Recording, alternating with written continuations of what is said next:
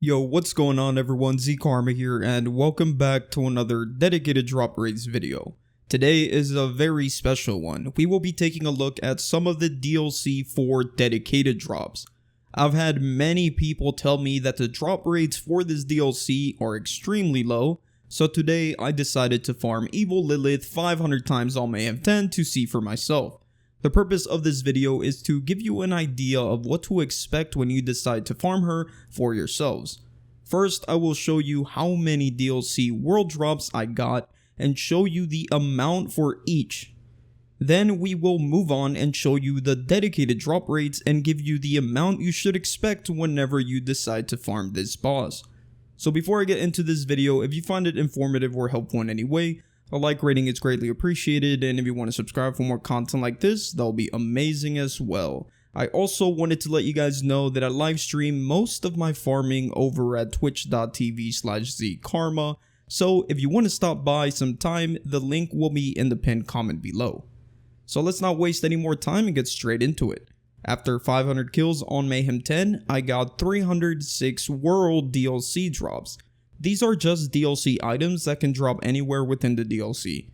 Anyway, out of the 306 world drops, 31 were the Convergence Shotgun at a 6.2% drop rate, 39 were the Blind Sage Shotgun, that's a 7.8% drop rate, 44 of them were the Lovable Rogue at an 8.8% drop rate, 48 were the Pat Mark III, that is an SMG at a 9.6% drop rate, and then 2 shields, 71 were the Plus Ultra at a 14.2% drop rate, and 73 were the Faulty Star Shield at a 14.6% drop rate.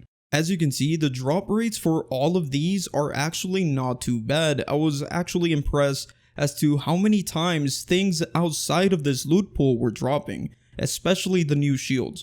Both of them had almost a 15% drop rate, which is a better drop rate than most dedicated drop rates across the whole game. Lilith might just be the best DLC world drop farm in the game right now. I still have a lot of testing to do to make that claim, but it can very well be. Now let's move on to dedicated drops. After 500 kills on Mayhem 10, I got 184 dedicated drops. That is a 36.8% drop rate. And out of the 184, 48 were the Blood-Starved Beast, that is an SMG, at a 9.6% drop rate, 77 were the Prompt Critical, that is an overall 15.4% drop rate, and 59 of these dedicated drops were the Muse class mod, that is a cumulative 11.8% drop rate. I also recorded how many of each I got after each set of 100 kills. And they should appear on the screen right now. For reference, in my first 100 kills, I got 18 Muse class mods, then I got 11, the next 100 kills I got 10, the next 100 kills I got 12, and finally I got 8, to make a total of 59 total Muse class mods. I also recorded the amount of different pellet counts for both of the weapons. Out of the 48 Blood-Starved Beast, 30 were ×2 pellets, and 18 were ×3 pellets. So as you can see, around 37.5% of the total Blood-Starved Beast were the ×3 variant. Anyway, moving on, out of the 77 Prompt Criticals, 55 were ×3 pellets, and 22 were ×4 pellets. So if you're out looking for the ×4 Prompt Critical, that is an overall 4.4% drop rate. So anyways, I also wanted to show you the drop rate to get the perfect weapon that you're looking for. That is the exact element, exact pellet count, and exact anointment. Obviously, there's still other things involved like fire rate and firing mode, but we're not going to be including that. So let's start off with the Blood-Starved Beast. 18 out of 500 kills, that is a 3.6% drop rate for the ×3 pellets.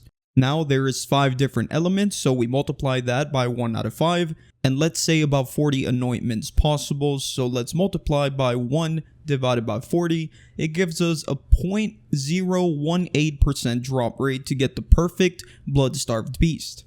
And now for the Prompt Critical. This one's going to be a little different, because it also has a kinetic variant, so it has a kinetic variant and an elemental variant. there is a 59% chance for it to be kinetic, but everyone watching this video is probably looking for elemental ones. So what we do is get the overall drop rate of the ×4 pellets, that was 4.4%. Then we multiply by the elemental chance, which is 0.41. And now there's 5 different elements, so we multiply by 1 divided by 5, and finally multiply by 1 out of 40 anointments, giving us a 0.00902% drop rate. So as you can see, the drop rate can get very low. Just make sure to not get discouraged, because every single anointment is going to have that chance. So if you get a bad anointment, you just got unlucky, because that anointment has the same chance of dropping as, let's say, a 200% splash anoint. So it's just a matter of getting the one you're looking for. Moving on, for those of you that are still watching, first off, you're awesome.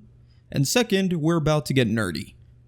Anyway, now I want to show you what you should expect when you farm. We're going to be using confidence intervals. And we're going to base this off of my results. So let's stick to 100 kills, because that's what I assume most of you watching would farm for before calling it. And these will all be 95% confidence intervals, so keep that in mind. So let's start off with the blood-starved beast. If you farm for 100 kills at a 10% drop rate, you should expect anywhere between 5 and 17 blood-starved beasts. For the prompt critical after 100 kills at a 15% drop rate, you should expect anywhere between 8 and 23 prompt criticals. And as for the muse class mods, after 100 kills at a 12% drop rate, you should expect anywhere between 6 and 20 muse class mods. Keep in mind, these expectations are all at a 95% confidence, which means that 5% of the time your results will fall outside of this range, whether it's higher or lower than that range. Additionally, keep in mind that this is after 100 kills, so the less kills you do, the wider that interval gets, and the more kills you do, the range gets smaller and closer to my exact results. So, if you do 500 kills like myself, you should expect 7 to 13% drop rate for the blood-starved beast, 12 to 18% drop rate for the prompt critical, and a 9 to 15% drop rate for the muse class mods.